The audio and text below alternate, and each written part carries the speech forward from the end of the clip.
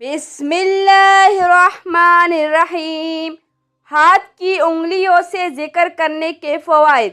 عبداللہ بن عمر رضی اللہ تعالیٰ عنہ کہتی ہے کہ میں نے نبی کریم صلی اللہ علیہ وآلہ وسلم کو تسبیح کا شمار اپنے ہاتھ کی انگلیوں پر کرتے ہوئے دیکھا ہے۔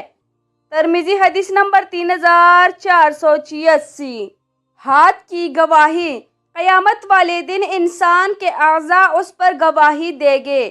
اسی طرح حدیث میں ہے کہ یسیرہ رضی اللہ تعالیٰ عنہ کہتی ہے کہ نبی صلی اللہ علیہ وآلہ وسلم نے انہیں حکم دیا کہ وہ تکبیر، تقدیس اور تحلیل کا اہتمام کیا کرے، اور اس بات کا کہ وہ انگلیوں کے پوروں سے گنا کرے، اس لیے کہ انگلیوں سے قیامت کے روز سوال کیا جائے گا اور وہ بولے گی۔